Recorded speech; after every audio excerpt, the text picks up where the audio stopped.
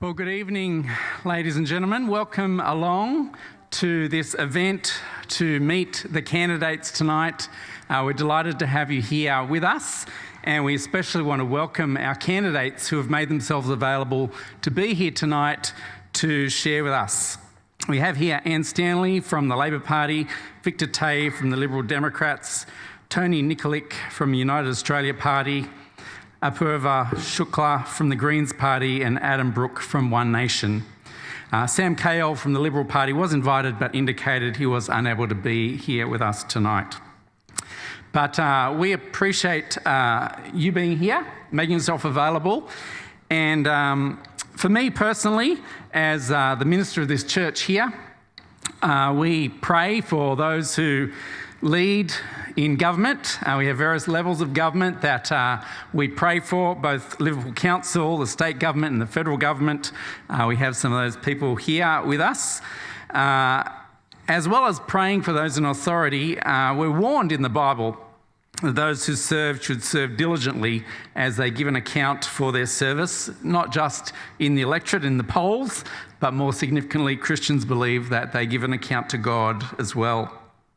But to each of you standing, we want to thank you for serving this way and giving your time and energy and willingness to be subjected to public scrutiny as you are, and all that goes with the role. Because sadly, we live in a day and age where no matter what you do and how well you do it, there will be people who brutally criticise. And that's hard work, challenging. And no matter how much some people intensely dislike politicians, we need them in a democracy for it to work.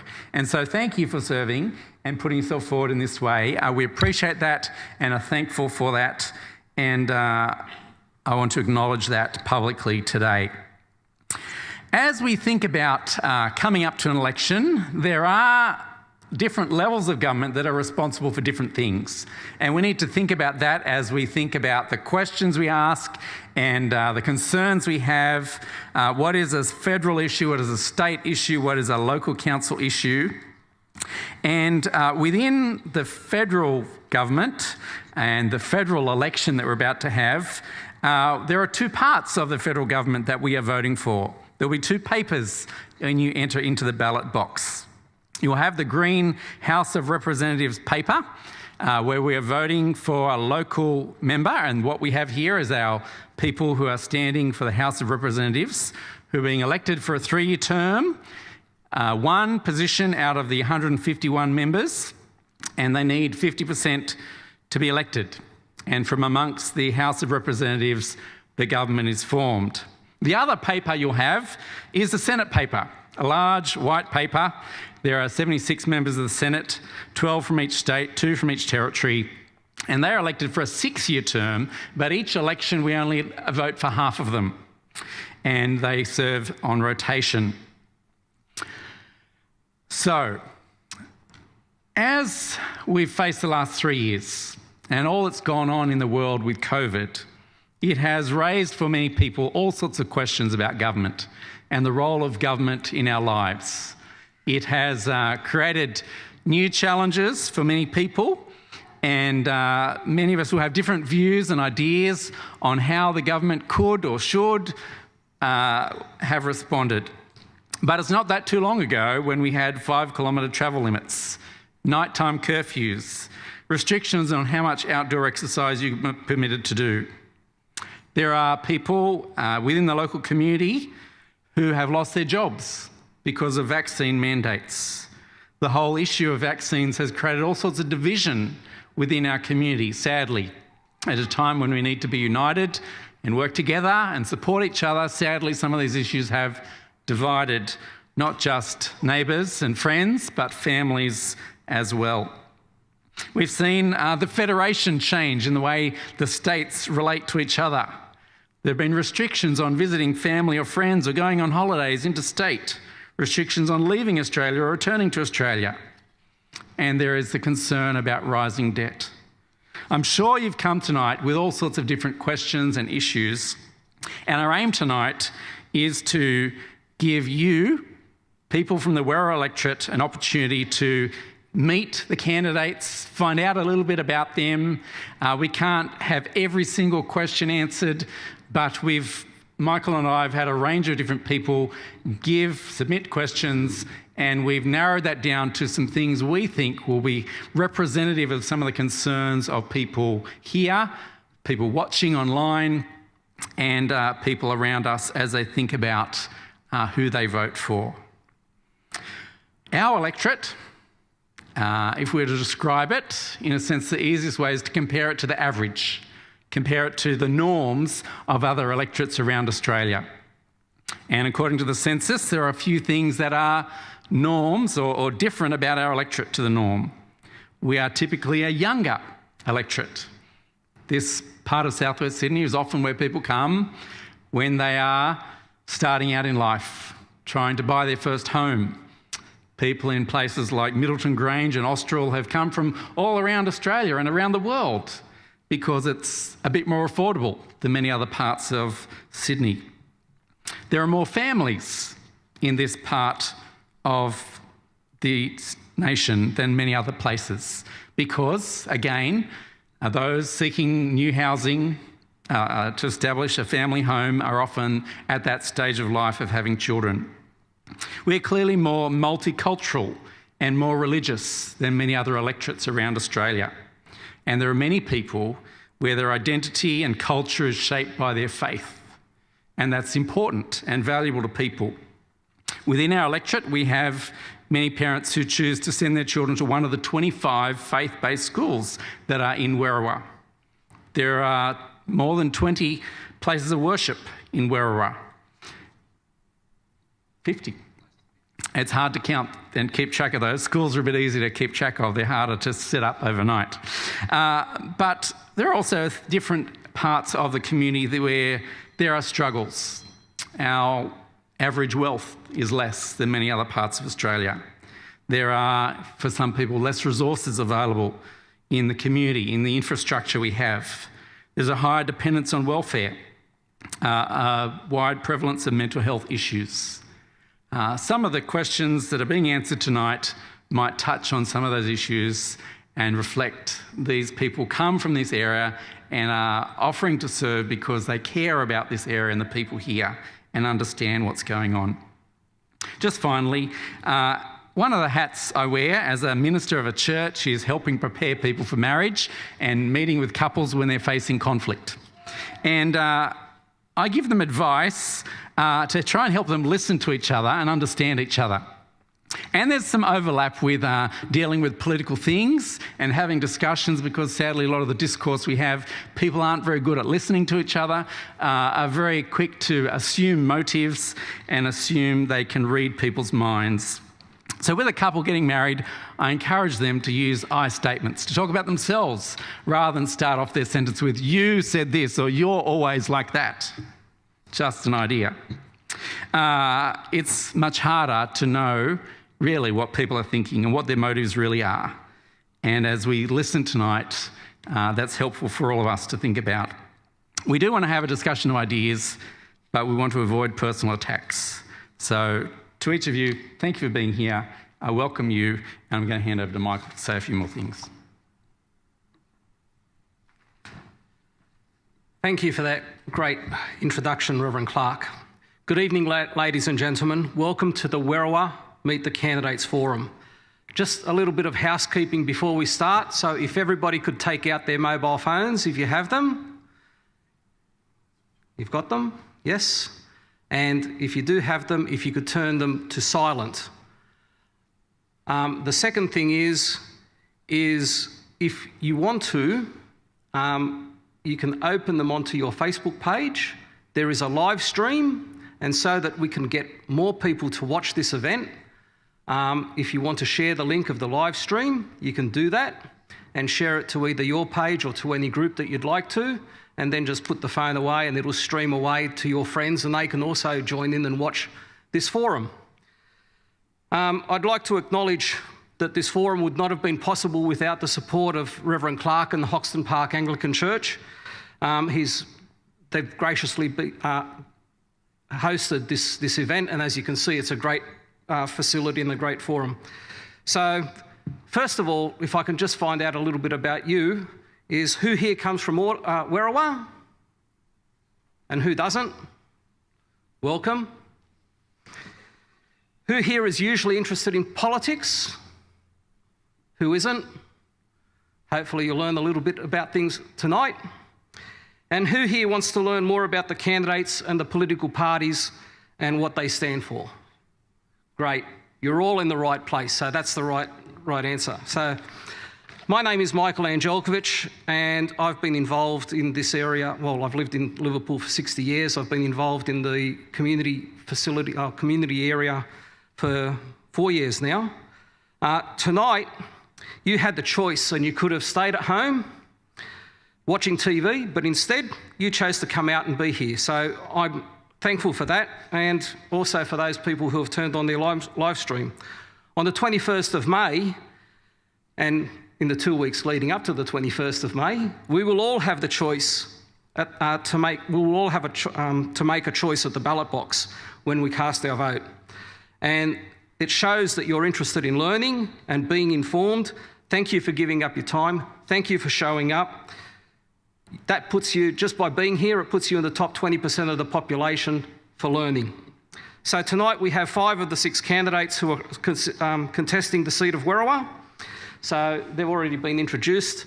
They're sitting in the order of the ballot, sort of. So in number 1 position on the ballot paper, we have Victor Tay from the Liberal Democrats. Number 2, we have Tony Nikolic from the United Australia Party. Number 3 is Anne Stanley, the sitting member for the Australian Labor Party.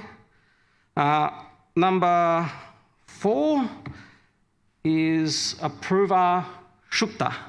Yes? And we got his name spelt wrong on the flyer. I apologise for that. Number 5 on the ballot paper isn't here tonight. Is Sam Cale from the Liberal Party.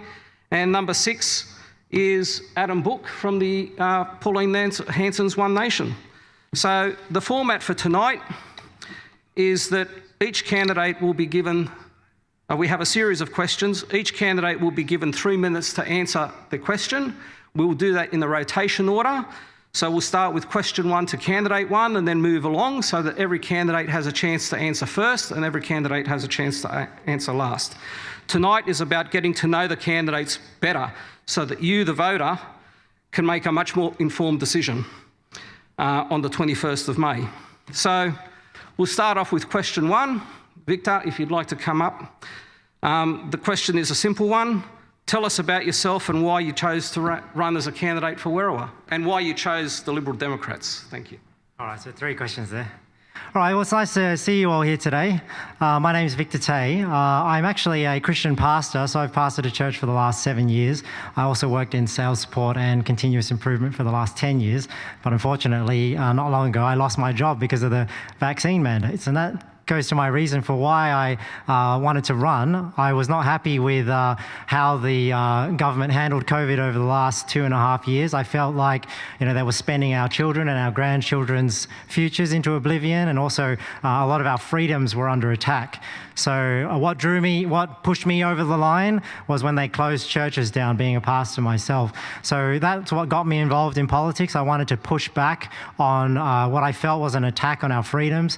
The other thing is I'm a passionate advocate for smaller government and lower taxes. And I felt like the Liberal Democrats was the only party that really seriously is dealing with the spending issues and dealing with the fact that we just pay way too much taxes in our country. We think you guys, Australian citizens, make better decisions about their own money than any politician or bureaucrat would.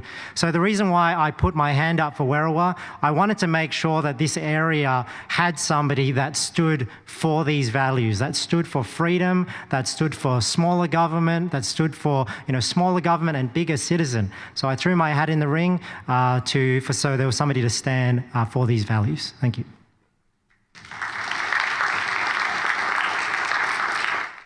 Tony? Thank you, everybody. Welcome. My name's Tony Nikolic. I'm running for United Australia Party in the federal seat of Werriwa. The reason I'm running is obviously the last 2 years has impacted upon each and every one of us in a most profound manner. Some of those has led to the erosion of freedoms. Obviously, we have no Bill of Rights. As many of you may understand, is I spearheaded a lot of the attacks through the Supreme Court. We are now presently in the High Court. That's how much I believed in the erosion of our rights, and in particular, the understanding that we have no Bill of Rights, that we want back into our system, and we're going to fight for that. One of the other reasons that I'm here is because we are presently in excess of $1 trillion in debt. That means for every child that's born right now is $47,000 in debt, and they haven't even started driving a car, going to school. And this is something we fight for. This is something I fight for. This is something we hold dearly in our hearts anyway at the UAP. And for me in particular, one of the most profound moments that got me across the line was to understand that there needs to be a change in our laws. And the only way we can do that is by getting into Parliament and effecting that change. I've been fighting in the courts, and I want to fight for everyone for this seat in Parliament. Many of you may not understand, I also spearheaded the attack for religious freedoms in the courts.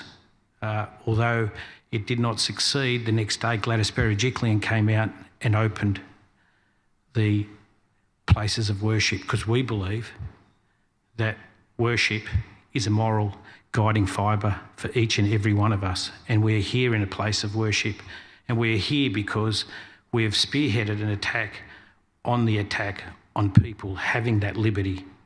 And you have that liberty, you must exercise that. And that's why we're here. And at the UAP, we stand for that. And that's what we're going to do. And that's what I'm going to fight for. Thank you. Thank you, Tony. And can you tell us a little bit about yourself and why you've chosen to run and why represent the ALP? Sure. Thank you all for coming tonight. I really appreciate you giving up your time to listen to all of us, because, as we've heard, democracy is really important, and debate in this manner is really important. Can I also start by acknowledging the traditional owners of the land on which we meet tonight, and I pay respects to elders past, present and emerging. I've been a member of the Australian Labor Party since 1996, but it was ingrained in me far earlier than that by my grandparents and my parents. And the most important thing that my parents gave to me and my sister was a sense of community and family, and just how important it is to be responsible in that community and part of something. You're part of a bigger picture, and it's part of what we do. So the Labor Party believes in making sure that people who are less able to look after themselves get an opportunity to have things like Medicare, childcare and aged care. The thing that I really have seen over the last 2 years in our part of the world is how much our community has come together. Sometimes it's different, sometimes it's been by Zoom, but places like this church and so many other community organisations and churches have reached out to their community and made sure that no one went without, that everybody was helped when they lost their jobs. The unfortunate part of living in this part of the world is we have been adversely affected by mandates that weren't given to the rest of the world because of the rest of New South Wales, because we didn't get the vaccines early enough. We didn't close down places where the virus was running rampant, like Bondi, and then we had to live with the consequences after that. I believe in our community, and I have the absolute privilege of being able to help people who are unable to help themselves over the last 5 years, and it's been a privilege to do that, and I hope to continue to do that into the future. So, Werriwa, you're up next. Do you want me to repeat the question? No, that's all good. Thank you very much. So I'd like to begin first by acknowledging the traditional custodians of the land on which we're meeting here today, and also just say that sovereignty was never ceded. This was always been and always will be Aboriginal land. So my name's Werriwa Shukla. I'm 22 years old, and I just graduated from university last year. And like so many of young people my age, we're now saddled with debt that will take us nearly a decade to repay. And I think the reason I'm coming here tonight and the reason why I'm standing is because there is not enough representation of people like us in this multicultural community to voice our concerns and our queries and also, I guess, fight for the future. So the main thing that I think I really want to drill down is the climate crisis. So just recently, these past few months, we've been inundated with floods all throughout Queensland and New South Wales. And 2 years ago, I'm sure many of you remember the black fires, the summer of black fires, the choking air, the red skies. Things like this will continue to get worse and worse unless we act now. 114, that's the number. That's the number that the Coalition and Labor all want to, they want to create 114 new coal mines, oil and gas plants. And we're saying we've had enough. You know, we need a net zero by 2035, if not sooner. We're fighting for people like us. We're fighting for people like me and you. People who are saddled with debt, who are finding the cost of living going up and up while the billionaires just get on by. Tax evading corporations just continuing to evade their tax, their fair share of tax. And so I'm here today to really drill down on these points and really reiterate some of the policies that the Greens have put forward, like putting dental and mental into Medicare, making that free for everyone, making your teeth not a sign of wealth, you know. It should be a basic human right to have good teeth because it leads to better health outcomes. So I just want to end off by saying thank you all for being here tonight, and I'm sure I can talk a bit more about the Greens and their policies, so thank you. Thank you. Adam, can you tell us about yourself and why you've chosen to run and why you're running for One Nation? Yes, hi. Good evening, everyone. My name's Adam. I'm running for Pauline Hanson's One Nation party. Same as Victor, I lost my job 5 months ago because of the COVID mandates. So at that time, same as Victor, I decided that this is not right. This is not the Australia that I grew up in. And therefore, I am throwing my hat in the ring to try and bring freedom back to this country. Over the past 2 years, what I've seen is very similar to what Tony and Victor have said, is slow degradation of our freedoms and liberties. And I do see it moving in that direction into the future, and if not getting worse. We're headed into a time where the World Economic Forum is calling for a great reset of our economies. And unfortunately for myself, this is not something as a proud Australian that I'll watch happen without trying to do better. I'm the father of 2 kids and a wife, and my job as the man in the family is to support my family and protect them as much as I possibly can. So therefore, I guess I saw Pauline Hanson's One Nation party as the party that was best situated, or the one that was talking out the most about these things, and that's why I applied to be a candidate for One Nation. That's all I have. Thank you very much. Thank you, Adam. Okay, so to continue with our rotation, thank you everyone for your answers to question 1. I hope they were informative. And question 2, so we'll start off with Tony Nikolic now from the United Australia Party. Question 2 is, sadly, domestic violence and gambling addiction are 2 significant issues in southwest Sydney. If elected, What do you believe the federal government should do to address these issues in our electorate in relation to what would what does the UAP propose to do, and what would you do to influence these decisions? Tony. Thanks once again. Historically, when I graduated from university, I graduated with honours in criminology. I had the benefit of working in drug and alcohol sector within the Institute of Criminology, which is based in Canberra. And a large part of what we're seeing coming into the police stations over those many years, and I worked at many police stations over those years, not as a sworn police officer, rather as a criminologist.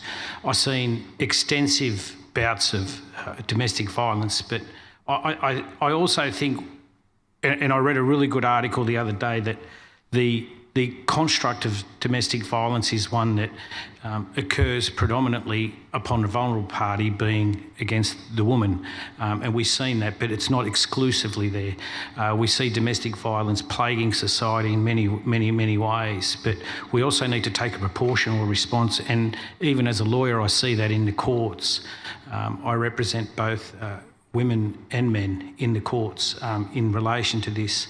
And yes, unfortunately, there tends to be a correlation between domestic violence and alcohol and drug abuse. And so I've seen a lot of this firsthand. I experienced this. I was one-on-one with these people. This is what I've seen. In terms of addressing, and very briefly in the 1.5 minutes I've got, we need a lot of reforms. Some of those reforms also looks at the softer approach to addressing this, because some of the misunderstandings of domestic violence can occur when there is a relationship breakdown. And what do we see in relationship breakdowns? Well, we see finances, okay? We've seen a massive shift in the cost of living. That puts pressure. We're not looking at those societal fractures that are feeding into the family dynamic. I think we need to address those issues, number one. Number two, we also need to come at this from another angle in the sense that not all domestic violence requires court intervention. And one of the models as a criminologist we look at is preventative modelling. Okay, now preventative modelling is a very cost-effective way of addressing something. And yes, the courts are there when required for the most serious cases, and we need to do that. And what are some of those preventative measures? Well, we have the churches, and that is the vital part. Churches, places in these institutions, they play a vital part. The community, we need this, and we've moved away from that. And the last 2 years have seen us move away from those societal fractures. So what we need to do is bring that all back in together. Okay, it takes a community to raise a child, and that's how we need to look at this, okay? We need the pastors, we need all these people working together. It's not all a criminal event. So for us, we need to reshape how we work this, and we need to look at this. But yes, it is a blight on society, and it must be addressed. Thank you. Anne, how do you believe the federal government should address the issues of domestic violence and gambling addictions, and what would you do to influence those decisions? Thanks, Michael. It is a scourge that for the last 10 years, at least one woman dies at the hands of her partner or ex-partner. And you're right, some men also are involved in that. And for them, I think the stigma is even worse to admit that they have issues like that. We need to do something about it. And the Labor Party has made already several commitments in that space. We're going to fund more counsellors to support families and couples where relationships are not doing well before, and to give them options so that they are not they don't feel that their final option is to hurt someone, to work through those issues with them. The other thing that Labor has committed to do is to provide more places for people who are fleeing violence. The most dangerous time in any person's life, if they need to leave an abusive relationship, is those first 48 to 72 hours when the whole dynamic is heated, and it is difficult to calm down. So if you can give people space and places to be safe, that will address some of those early issues. The other thing is supporting people fleeing domestic violence with domestic violence leave so that they are able to do the things that they need to do. Speak to police, get counselling, perhaps medical attention depending on the circumstances. And they need to know that they can continue in their employment and they won't have to explain the reasons why they're not going to be there in a particular day. We also need to address relationship concerns. As stated, cost of living at the moment is going through the roof. And although the inflation figures look fine, we all know when we go to buy, we go to the supermarket or we look at the petrol prices, just how much and how much of a strain that is putting on everybody. So we need to address the whole of the economy as well as the individual people who are being affected by the violence. And we need to admit that these things happen. Thank you, Anne. Approver, if elected, what do you believe the federal government should do to address the issues of domestic violence and gambling addiction, and what would you do to influence these decisions? Sure. So I just want to start off by saying that just a couple of weeks ago, I went to a place in Casula, which is an Ibis hotel, right? And they were trying to transform this Ibis hotel to actually have a TAB and a gambling venue. And all of the local residents actually were opposed to this, but the property developer and the people involved in the council were actually fighting for it. And so this is an example of just how corrupt our politics has become, with so many of these property developers and people in the gambling lobbying groups and whatnot infiltrating major parties. So I just want to start off by saying that the Greens don't take any corporate donations. We rely on grassroots democracy and people power, right? And so I also want to state that for people my age, it's crazy to see just how many gambling ads we are shown. This wasn't the case a few years ago.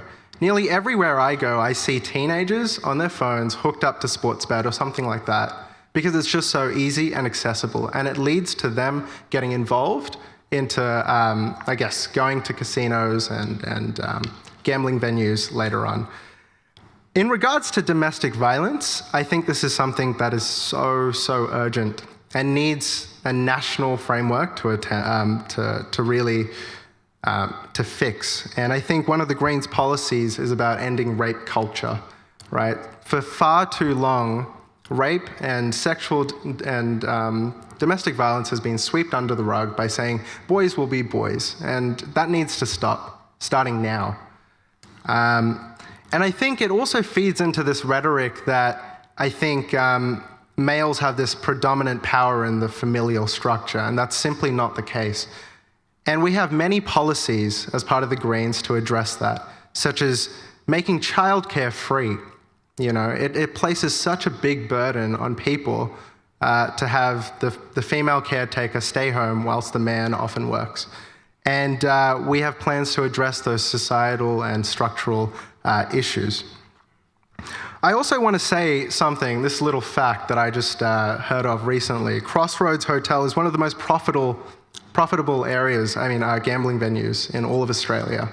And it just goes to show how these areas or these places are targeting our most vulnerable. And it's an absolute shame that we're letting Our local, state, and federal governments just keep going on and letting things slide. The Greens won't stand for this, and I won't stand for it. Thank you. Thank you. Approval. Adam, if elected, what do you believe the federal government should do to address the issue of domestic violence and gambling addiction, and what would you do to influence these decisions? Yes, thank you. So I am not aware of a one nation policy that pertains to this issue that we face. Me personally, I have seen issues in the community of this nature, and it does make me sick. As the father of a young girl, 3.5 years old now, I shudder to think that this may be her future. So whilst I do believe it's a state's issue, that to put the framework in, I do also believe that the federal government can also support the states to be able to implement those practices. Thank you. Thank you. And finally, Victor. All right, I'd like to say that I don't believe any politician or bureaucrat will be able to solve these sorts of social issues. You know who solves these social issues? It's community groups, right? Churches, religious groups, other community groups. So whenever a politician gets up and says they're going to solve this problem, what they're going to do is they're going to funnel your tax dollars to the organisations of their choosing. Now, I don't know about you, I don't trust politicians to spend our money wisely, right? They don't have a good track record. But you know who I do trust to spend their money wisely? You. You will spend your money a lot better than any politician or bureaucrat ever will, right? So the way I believe the federal government can address issues like this is if we tax citizens less. Right, so the Liberal Democrats have a policy where we want to increase the tax-free threshold to $40,000 and we want to reduce the tax rate to 20%. So if you're on a $40,000 income, that's going to put approximately $4,000 more a year in your pocket. If you're on $80,000 a year, that calculates to about $8,500 more a year. Now, if you had another $8,500 in your pocket, a lot of you may go to this church, you will have so much more money to give to the causes that you believe bring the most value. I don't want that decision in the hand of a politician. Have you heard of the term pork barrelling? Pork barrelling is when they use taxpayer funds for their projects or their things that they, will benefit from politically. But I trust the citizen to make that decision. I want citizens to keep more of their money. Then you can donate to the community groups that you believe are bringing the most value to your community, and that's where the problem gets solved. The problem does not get solved in Canberra with domestic violence and gambling. The problem does not get solved in Macquarie Street. It gets solved when pastors, religious leaders, community groups sit down with people with those problems. And if good citizens like yourself have more money to contribute to those community groups, then they will have more money to deal with these problems. Now, the other thing I think goes towards domestic violence is the cost of living. And again, this ties in with all the debt and spending and regulation and taxation that the government puts on its citizens. If we get government out of the way, government is not normally the solution, it's normally the problem. If we get government out of the way, the politicians out of our pocket, then the citizens will have more money to deal with these social issues like domestic violence and gambling addiction. Thank you.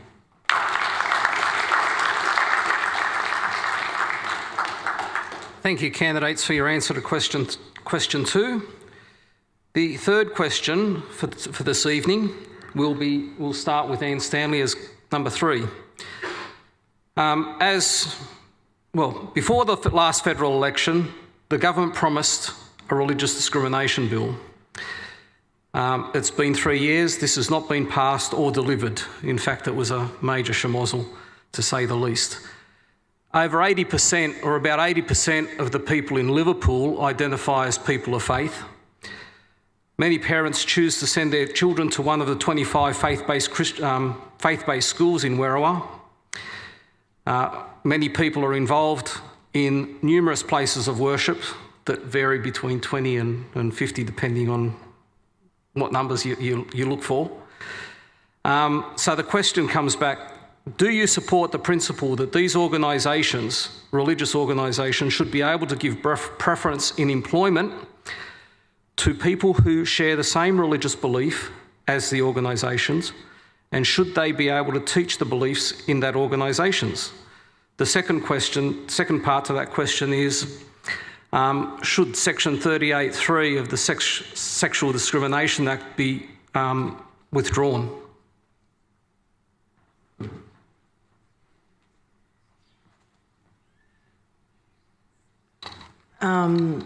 I'm going to say up front, I don't know what that section is, so it's going to make it really difficult for me to answer that question. I'm sorry. So perhaps I'll just give an overarching answer. Recently, earlier this year, I'm sure that you all would have seen on television that the House of Representatives sat all night and listened to some very impassioned speeches on both sides of the House about the Religious Freedom Bill. Labor supported that bill, and although we made one amendment to make sure that there was no gaps in that bill, and it's not unusual for an opposition to make amendments to help a government pass a bill. The bill was passed and was subsequently withdrawn by the Morrison government and not sent to the Senate to be debated, which meant that the promise that Mr Morrison made to ensure that there was a religious discrimination bill in this parliament didn't happen. To bring it in so late meant that there were difficulties of his own side to pass these bills. What Labor and what Anthony Albanese will do is make sure that in the future there will be, if we are elected, a religious discrimination bill that prevents people being discriminated on the basis of faith, and it will include anti-vilification protections. But in doing that, and we'll also make sure the right of religious schools to preference people of their faith in the selection of their staff. It seems reasonable to expect that if you choose a faith-based school, you actually need the people who are supporting your children in that school to have an understanding and a willingness to teach that faith. So that seems to be only reasonable. But what Labor will do is work with all religious groups and members of the public about how that is best done, what that best looks like. We do not want to see anyone vilified on the basis of their race or their religion. We are a wonderful multicultural and multi-faith community, and we need to make sure that we are not that is not stopped or compartmentalised, and everybody gets the opportunity to be the faith that they want to be and behave the way they want to be in our community. Thank you, Anne. Approver. So, in relation to the religious discrimination bill, do you support the principle that the religious organisation should be able to give preference in employment to people who share the same religious belief as that organisation and be able to teach the beliefs of the organisation? And as Anne pointed out, Section 38(3) is a bill that was part of the Sex Discrimination Act that was going to be withdrawn, that was put up by one of the Labor MPs. So look, it's probably best that we not worry about that. We'll just focus on the religious discrimination legislation then. Sure. So I just want to start off by saying that no one should be treated differently because of their race, religion, creed, or upbringing, right? And I think that really drills home to the crux of the matter. And the Greens have many policies to really try and bridge the gap between, I think, this very racist country that we live in today. Racism is widespread in Australia. It's not a fact. I mean, it is a fact. The White Australia policy was only a few decades ago. And systematically, it's still within the country that we live in today. And our policies are such that we want to try and really change this. So I think, for one, we want to create a national anti-racism strategy, which will give grants to communities and local organizations to tackle structural racism. We want to make hate speech illegal as well, irregardless of the platform. We've seen the rise of social media and, I guess, polarization on all sides, and that's what we want to address. And I think, I just want to start off by saying, I came to this country when I was 1.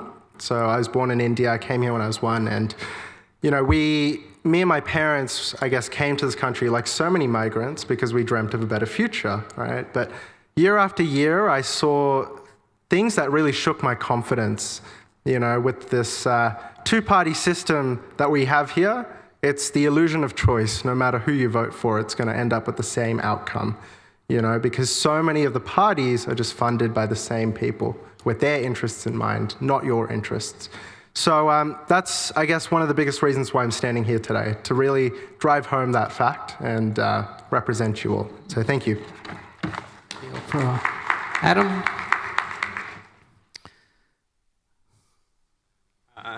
Just quickly, the protections in the Constitution cover this already.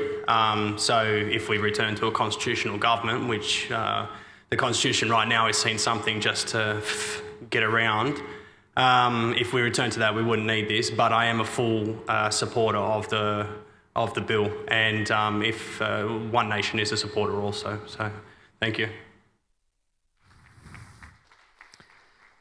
Victor. Hang on, I've got to find the question again.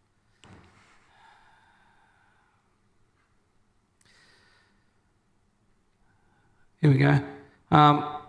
So do you support the principle that the religious organisation should be able to give preferences in employment to people who share the same religious belief as the organisation and should be able to teach the beliefs of that organisation?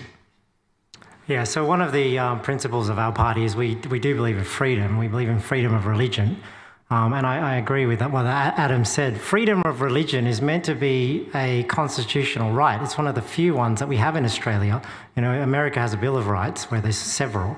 We do have few. One of them is freedom of religion. So I agree that it's there in the Constitution. The problem is we need politicians that actually respect our Constitution, will actually follow our Constitution, rather than creating this emergency legislation to get around our Constitution. So we have that protection there. The question is, should schools be allowed to discriminate based on, people's religious positions? Of course they should be able to. If you are a religious school, you should be able to hire people that fit your ethos and fit your values. Now, the problem here, we have a policy in our Freedom Manifesto, which is the document, if you grab one at the back table, which is called decentralised education. Now, the problem is when you centralise decision-making too much, then you need to try and find a solution that everyone's happy with. Now, that's a near impossibility, right? So what is the solution? The solution is you decentralise decision-making to the local level. So that way you can have schools that have teachers that subscribe to their ethos. If another school doesn't want all teachers to subscribe to their ethos, then they have that freedom. But if we decentralise it down to the local level, then we don't need to have one cookie-cutter method that fits everybody. So one thing we are proposing in our Freedom Manifesto for the Liberal Democrats is a voucher system. Right? A lot of places have voucher systems where rather than the funding going directly to the school, you fund the students directly. Right? So what does that do? That means the schools now compete. The schools can serve parents rather than politicians and bureaucrats. So if you think about it now, when the funding goes directly to the school, what is the school's interest? I better please the politician or the bureaucrat, otherwise I won't get my funding. Well, let's take that power away from the politician and bureaucrat. Let's give it to the parent. Let's fund the student instead of the institution. And now parents can decide where their students go. And if the student goes to another school, guess what? The funding goes with it. And it'll make the schools compete. So if a school has teachers that you don't like, for whatever reason, I'm a Christian pastor, but I believe in freedom of religion for Australia. For whatever reason you don't like that school, if you move them to another school, we think the funding should go with the student. So what does that do? That empowers parents and empowers students. The schools and the institutions are then forced to serve the parents and the students rather than politicians and bureaucrats. And I think that's a better solution that will find a solution for everybody. Thank you. Thank you, Victor. Tony, so do you support the principle that religious organisations should be able to give preference in employment to people who share the same religious belief as the organisation and should be able to teach the beliefs of that organisation? If I could just transgress, I think 38.3, the short answer to that question is no. It shouldn't be repealed at all. It should remain. That's correct. That should remain, and the purpose of that is we need to cut this umbilical cord that we've been seeing over the last 2 years. What we are seeing is this government funding coming into these various organisations, and if you cut that funding, you control that organisation. We've seen that with healthcare, we've seen that with education, and we're going to see it in every other sector that we have. We need to cut that right now, and it needs to come back to the community, and that's what this is about. If you have a look at what we're doing, we want to fund straight in. We're cutting out the middleman, going straight out there. It's up to you guys, okay? We need a system here where this religious freedom is ingrained within our constitution, okay? We need to go back to the constitution.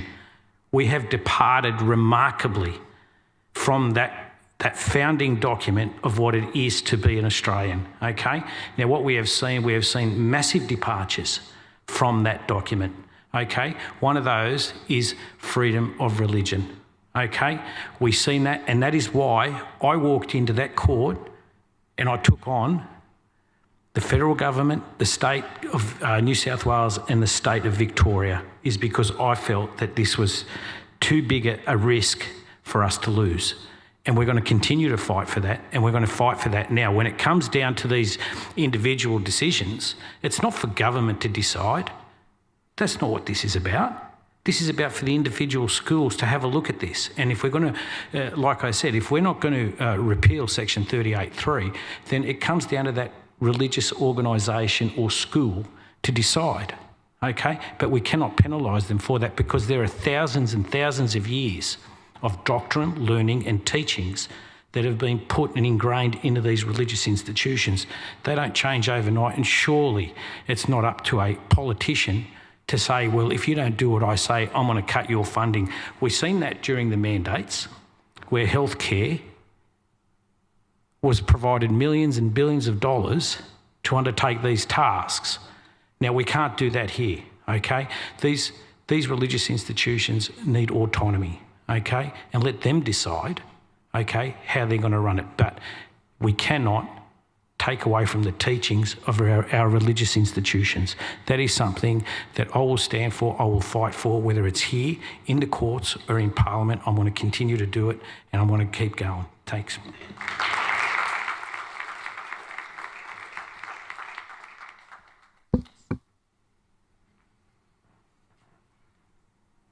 Thank you, candidates. Thank you, audience. We now come to question 4, so it'll be approver to come up. This question is in relation to the digital identity system. So I'll read it out.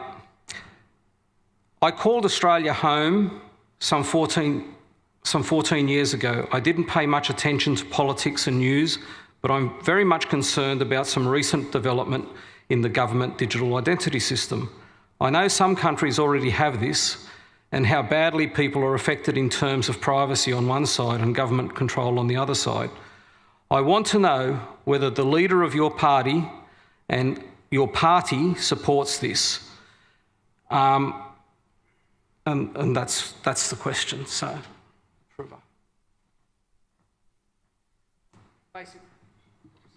thank you. The question is, Do you and do the Greens support the digital identity system, and why? So whilst I can't talk about the specifics of the Greens policy on this, I can talk about my personal take, and that's, as we're moving towards this era of technological progress, nearly everything is controlled by our smartphones. You barely need a wallet anymore. I think digital-first identification is not inherently bad, but the issue is cutting off support and accessibility to those Australians who don't have digital literacy or are unable to get things like a smartphone or those digital means. And I think a lot of people are falling through the cracks. We can see this with Service New South Wales. So many of things are getting digital and digitized, but I guess it's affecting people who rely on pen and paper, who rely on the face-to-face contact, falling through the cracks. And I think whatever policy, I guess, we go with, we need to ensure that no one gets left behind. And I'm sure that's what the Greens also think. So thank you.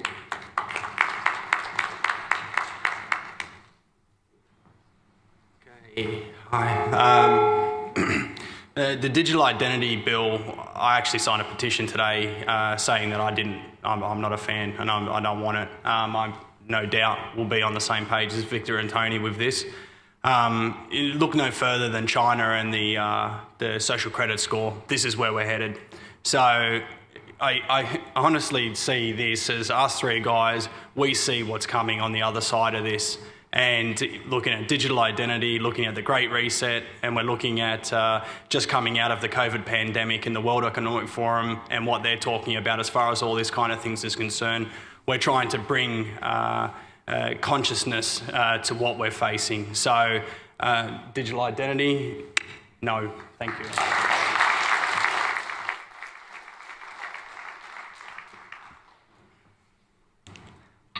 In our Freedom Manifesto, the last point is freedom from surveillance. So we are dead set against these digital identity laws. You know, the right to privacy is something that people take for granted, and just like our other freedoms, you take them for granted until you lose them. You know, in the last 2.5 years, we took the freedom of movement for granted.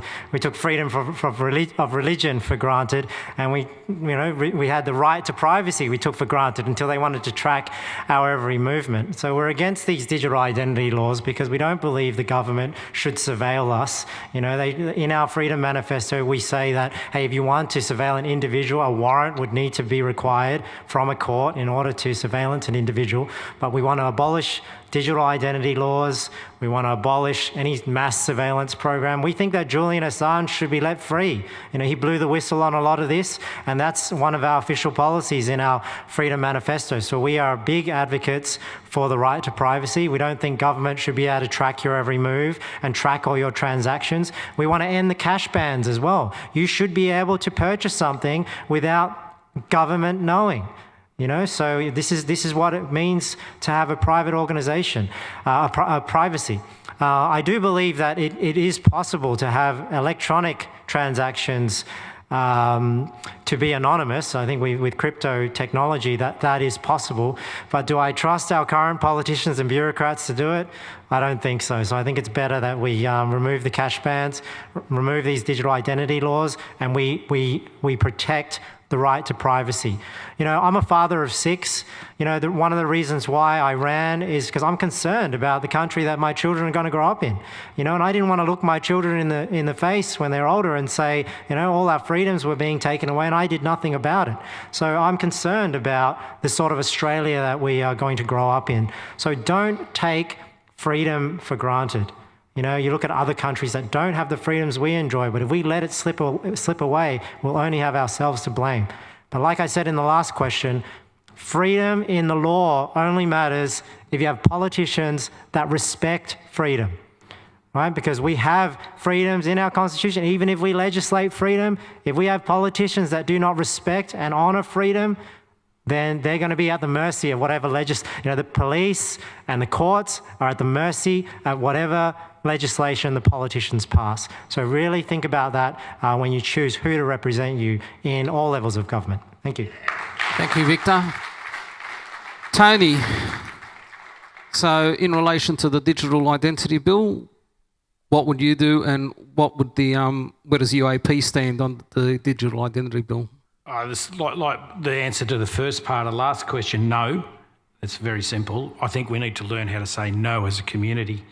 Okay, these social constructs of emergencies and things like that, stand up and just say no, okay? You can say this, and we've lost that ability. But I don't think we've lost it completely, because it's as easy as what I just said. Just get up and say no, okay? It's that simple. The surveillance society has been something that has been going around for some time. Okay, having someone say to you, well, what are you hiding? You should just show it. Well, that's switching the burden of proof back onto you. It's like when the pharmaceuticals companies say that the burden of proof is upon the person getting an injection and not the manufacturer to prove it's safe.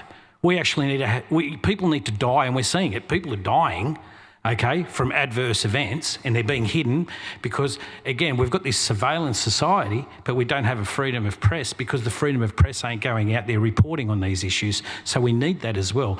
These are freedoms, and as my good friends Victor and Adam are also saying here, these freedoms, you need to fight for them, okay? Right now, it's like a battle against every single one of us. So what we need to do is we need to fight for these freedoms, and these freedoms go all the way back to our founding document, okay? Take it back to that constitution, okay? We've departed from that constitution. So when it comes down to the surveillance society, no, I don't want someone telling me where I can spend my money. I don't want someone telling me which doctor I can see. I don't want someone doing any of that, because that's not what this country is about, okay? Yesterday we had Anzac Day. We're at the dawn service. See, Michael was there. Well, that meant something for these people, and it should mean something for us. They put everything on the line for these freedoms. And we wake up every morning and we go to these services because we need to remember these people and what they laid out for me and you. And we can't forget that. We cannot forget that. And for us to move forward as a nation, we can't move forward unless we understand what happened behind us. And for that, many people, over 103,000 or so people, died for this country. So let's respect them and let's fight for that freedom and keep that freedom. And that's what I'm going to do. If I'm elected, that's exactly what I'm going to do. I do it daily and I don't stop. We won a really big case only last Tuesday about where police were pepper spraying children for not having a mask.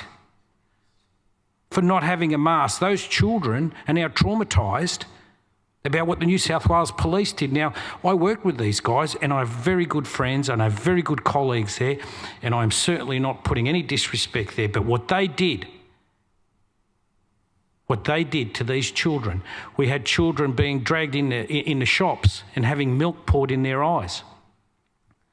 This is something we cannot allow to happen, okay? So the surveillance society needs to stop. We need to have this autonomy. We can't have people telling us what to do. This big brother system needs to stop, and it needs to stop right now, and I will do that. Thank you. Thank you, Tony. And lucky last. I've just taken the opportunity of Googling. It's amazing what technology will do for you. My phone probably knows I'm here, amongst lots of other things that I've Googled today. The digital identity system is a choice. You don't have to partake in it if you don't wish to. And I agree, we should be able to make a choice about what we do. But the other part of society is we need to know who people are. We need passports to go to other countries. We need driver's licences to make sure that we can drive a car properly. Being part of a community and part of a society comes with responsibilities. And so while the issue for me with a digital identity is all the people in our community who can't fulfil the requirements to be able to have a digital identity. They can't afford a phone. They can't afford an internet connection. Their language skills or their other abilities mean that they are not able to use that. So we've got to be able to make sure that everybody in our society is included and is kept safe. I think sometimes we need to be kept safe for some pretty sophisticated criminals. Certainly there has been legislation used in the last few months to keep us safe from Chinese and Russian influences in our country. And we need to think about how we're going to do that and how we use this technology going into the future. Because everybody wants to be able to watch Netflix, so we need to find a way to do that safely and make sure that our freedoms are not being impinged by people we can't see halfway across the world.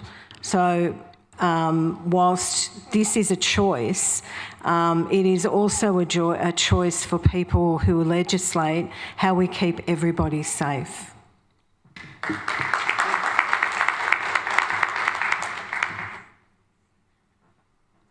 Thank you, Anne. And as you said, technology is a wonderful thing. My phone's been pinging. I have a question for the audience. Who here would like to know a little bit about Section 38.3? Anybody? Okay. I have a short answer. So Section 38.3 is basically an exemption from the Sex Discrimination Act for religious schools. It basically is saying that it's not discrimination for an educational institution to treat someone differently as long as it preserves the teaching of that religion. I can read out the Section 38.3 because, as Anne said, Google is a wonderful thing and I have it, but that's the short answer. Is that okay for everybody? Thank you. So now we'll continue. So question 5 goes to Adam. You're up first, and it's in relation to Medicare. So most of us rely on Medicare regularly for our health and well-being, and I can actually say the doctors in Liverpool, at least, and the ones that I go to are great because I haven't paid a gap payment for a long, long time, but that's another thing. And there are also many people in Werriwa that rely on NDIS. If elected, what decisions would you and your party make about Medicare and NDIS?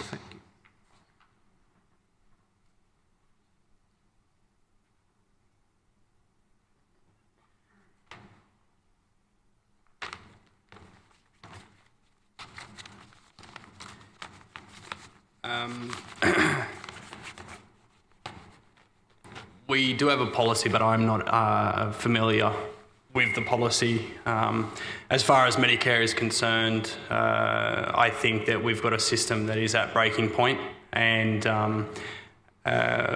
we need to... I'm going to defer this one. I don't know enough about it. Thank you. Victor? Well, this is a federal election coming.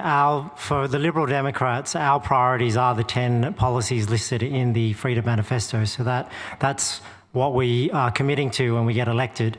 I think our party's view on Medicare would be we would just want to keep it the way it is. We don't have any plans on changing anything. But like our policy on decentralised education, I think that is a direction we would want to move. So like I was talking about with schools, it's better if you fund the students rather than the institutions. I would like to see that sort of principle of decentralisation and putting the power to the patient in the same in healthcare. So say, for example, like a lot of you from this area, we go to Liverpool Hospital, you go to your local hospital, and I'm sure if you were to reflect on sometimes your experience at your local hospital, it's not the most ideal, right? But if you choose to go where else are you going to go, right? And that's sometimes how the staff feel, you're not happy, you're taking up a bed. Where else are you going to go? Well, sometimes that same attitude happens in schools. And I think if we can move to a more decentralised model where you have more control over how your tax dollars are spent, how your money is spent, then that will force hospitals and healthcare providers to compete, and we'll get much better services. Now, in an ideal world, the ideal world that the Liberal Democrats would see is I would defer back to our taxation policies. How does taxation tie into this discussion? Well, if you were taxed less and then you had more choice over how your money was spent, you could choose to go to the providers that you believe bring you value. I mean, I chose as a parent to home birth my children. But do you know that private midwives find it very hard to get into this Medicare clique, right? And it's the same. If you choose more natural ways of remedy, a lot of those options are not available to you in Medicare, right? So if we go back to freedom of choice, free markets where people keep more of their own money and then they can decide what care providers they go to, that will find a solution for everyone and we'll have much better healthcare outcomes. Thank you. Tony. Medicare. You want me to read the question? Sorry. So, what would you and your party do in relation to Medicare and the NDIS? Essentially, with the UAP, what we're actually doing is we're going to put $40 billion straight into the healthcare system. This is what we're going to do. How do we do that? Well, we use the 15% tax that we're putting on, the licence fee that we're putting on the external markets for our iron ore. So we introduce that $40 billion back straight into our healthcare system. But what's important about that is this, is that we're cutting out the middleman being the states. What does that do? Well, it frees up the funds going straight into the hospitals. Every hospital out there should understand that when we give you this money, that's going where you need it and not where a number of bureaucrats and researchers conducting, oh, we need this study done, we need this study done, and, can we fit this? Well, no, let's just put 100 beds in. Let's get more ambulances in there. Let's stop that waiting time. Who's ever been in an ambulance and gone and sat on that downtime? You're sitting there for 4 hours, you don't have a bed. This is what's happening. This is the reality behind that little mask that we see and no one's reporting about, because the paramedics we talk to, that I certainly know out there, they're telling me that they're in there for 4 hours. Here, sometimes at Liverpool Hospital. What does that do? Well, when someone's in an emergency, they can't just leave someone on a trolley. So there's a potential here for a catastrophe. So what we need to do is inject straight in there. We need to cut out the middlemen, as many of those middlemen as possible. Okay, we need to get that service straight to the patient. And that's exactly what we're going to do. In terms of NDIS, well, that's a very important service. That's a service that many people in this community need. And we're certainly up to the task in terms of funding for that. How do we do that? Again, we look outside. We're not going to tax you guys.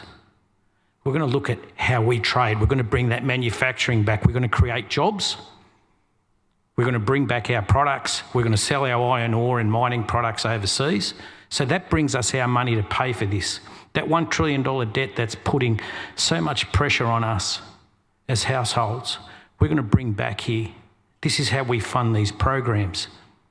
We're going to leave you in your house because we're actually going to fix that interest rate at 3% for 5 years. So irrespective of that $1 trillion debt that they're saying, we've already flagged these interest rate rises, but they're going to come after the election, everybody. Okay? It's ducks and drakes. Okay? We'll wait for afterwards. Okay? So once that election's done, these interest rates are going to go up. When these interest rates go up, it's going to put pressure on your home, your home, your home.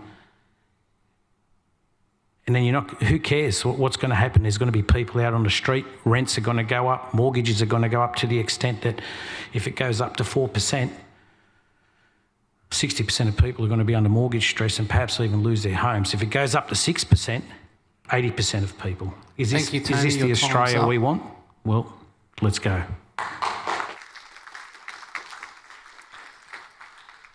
And what will you and the ALP do about Medicare and the NDIS? I'll leave over to you.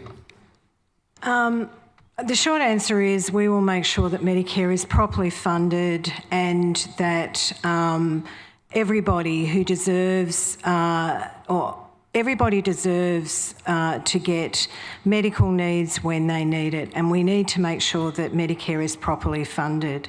Before Medicare was introduced in 1983, the biggest cause of bankruptcy in this country was medical expenses.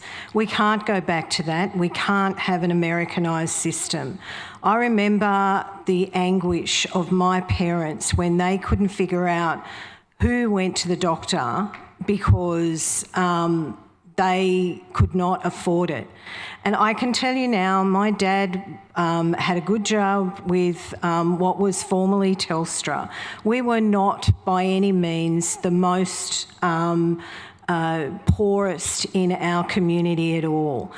And it's only with the benefit of hindsight and understanding what it's like with family budgets that I realised that many of my neighbours didn't go to the doctor and suffered poor health outcomes because they just couldn't afford it. Medicare is too precious to lose. And over the last 10 years, people in this electorate have seen their out-of-pocket costs go up by 66%, both for specialists and for GPs. This can't continue. This is not fair. Being on waiting lists for long times is just not fair. The NDIS was brought in by the Gillard government in 2010 to give people a choice if they had a disability. The point is that previous to that there were lots of programs and block funding, but it didn't give individuals with a disability a choice about how they would like to live their life, how they might like to be in employment, or what things would be open to them. Unfortunately, like every good idea, if it's not kept robust and made sure that things are working well, it starts to flounder. And at the moment, there are two sorts of people on the NDIS. Those waiting to have their plans cut and those who've actually had them cut. There are things that we can do like rethink about red tape. You do not need to identify a person with a disability every 12 months and have them prove that they've got a disability. For many of the things that the NDIS supports, those disabilities are not going to get better with a bit of wishful thinking and hope. They need proper support, they need professional medical help, and they need programs that support them, but more importantly, their families need choice, and that's what Labor will do. Thank you, Anne. And approver. Lucky last, and this is the last answer to the last question of the night. Awesome, thank you very much. I just want to echo a lot of Anne's sentiments and also just build up on those, I guess. So the pandemic has kind of shone a light on just how broken our healthcare system is, you know, and this is really caused by decades of funding cuts and austerity measures that have led to this increasing privatization of healthcare, kind of moving towards this Americanized system that we see and we all hate. What the Greens want and what I want, we want dental into Medicare. We want that everyone, irrespective of your age, to be able to go to the dentist for free. Last time we were in power, we got dental into Medicare for kids, and we want that for everyone. We want to finish the job. And this is not going to cost you. This is not going to cost any of us here in this room tonight. It's going to cost those 1 in 3 big corporations that pay no tax, who are stealing wealth from Australia and siphoning it around the world, as well as taxing billionaires. We want to tax billionaires just 6% annually. And there's only 120 billionaires. And, you know, by actually taxing these people, we can actually fund all of these things. We can put mental into Medicare. It'll be free to go to the psychiatrist or whatnot. We also want to fully fund public hospitals and reduce the waiting times that we see with the public hospital system. And that's just because of just how underfunded these public hospital systems are. Finally, I think, we want to restore Medicare to the golden standard that it once used to be. We've seen it get chipped and chipped away, and we really want to restore the funding that it deserves and needs. Regarding the NDIS, the Greens will always stand for disabled people and the community that needs support. There are nearly 4 million Australians who are disabled, and that's 20% of our population. And that's not reflected at all with our infrastructure and funding. We need to fix the NDIS, and the Greens will support that. So thank you very much. Thank you, Approver. Thank you, candidates, for your time. Audience, can we give the candidates a big round of applause? Thank you. So this concludes our question and answer, our Werriwa Meet the Candidates Forum for this evening. Our live stream will be ending shortly. Reverend Dave, I'll get you to finish off after I finish. A couple of things to remember is that pre-polling starts 2 weeks before election day, which election day is the 21st of May. This is, hang on, let me put my glasses on. So this is a preferential election. So in a preferential election, what that means is that on each of the ballots, on the small, you'll get 2 ballot papers, as you usually do, a small green one and a large tablecloth size white one. So on the small green one, you need to number every box from 1 to 6. We have 5 of the 6 candidates here, but you have to number from 1 to 6 in order to make your ballot count, and you can't duplicate any numbers. It's got to be 1 to 6 consecutively. On your large white paper, the Senate paper, you must number either 6, a minimum of 6 above the line, or a minimum of 12 below the line. So that's to make sure your vote counts. I hope that you found tonight informative. I've hoped that you found tonight helpful.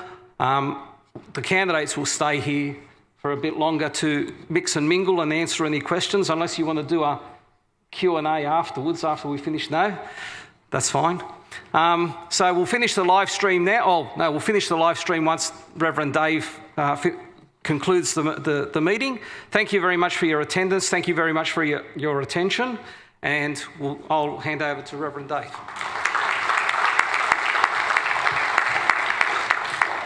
Well, I want to thank again the candidates for their participation tonight and for the way and tone in which it's been done. I think it's been a great model of respectful communication with each other, listening to each other, and we hope for you it's been informative and helpful for you as you think about the responsibility you have as an Australian citizen to vote wisely. And one of the things that stood out in the last election results was if you looked at what was third most frequent vote was actually informal. So had someone been running as... anyway, we want to make sure people vote properly, that they follow the instructions, because it's a massive number of votes that get wasted when people don't follow the instructions. If you have friends and family members who struggle with reading the instructions, then talk about it beforehand. Find a picture of what the ballot will look like so that you can help them do that. You might think a smart comment written there is funny on the day, but it doesn't actually help change or influence what happens with the government. So it might amuse some of the people counting votes, but usually that time of the night they're not too interested in your humour. So use that vote wisely. Thank you everyone for coming along and for the way in which you've done tonight. We appreciate that, and for your involvement here. Good night. Visit victortay.com.au to learn more, and download our Freedom Manifesto, which outlines our 10 policies for the coming federal election. Authorised by Cribb for the Liberal Democrats, Sydney.